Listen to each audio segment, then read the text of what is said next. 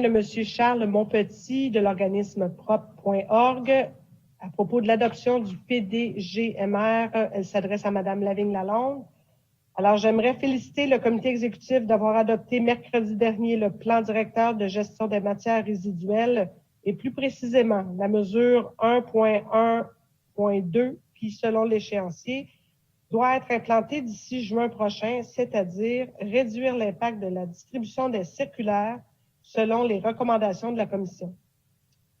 Rappelons que la toute première recommandation de la Commission était, je cite, « encadrer la distribution d'articles publicitaires, quel qu'en soit le distributeur, de manière à ce qu'un article publicitaire puisse seulement être déposé sur une propriété si le résident l'accepte expressément. » Vu que cette mesure requiert seulement de changer 2 mots dans le règlement actuel et vu que les circulaires vont continuer à générer 500 tonnes de rebut par semaine tant que ces 2 mots ne seront pas changés, j'aimerais savoir exactement qui va changer ces 2 mots et si cette personne va vraiment avoir besoin de 10 mois pour le faire. Madame Lavigne-Lalonde, allez-y. Oui, bonjour, merci Madame la Présidente. Merci Monsieur Monpetit pour votre question. Merci aussi pour votre grand intérêt envers l'environnement, la gestion des matières résiduelles et pour vos bons mots sur le plan de gestion des matières résiduelles.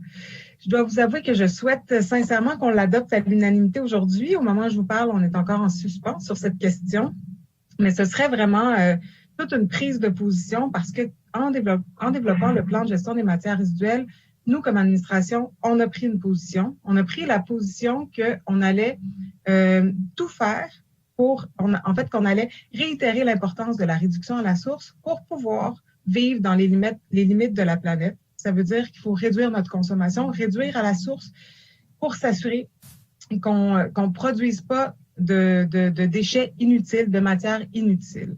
Donc, c'est vraiment le pari qu'on fait. C'est l'ambition qu'on a pour Montréal. Et on espère sincèrement que tous les conseillers et conseillères qui siègent avec nous vont avoir cette même ambition-là.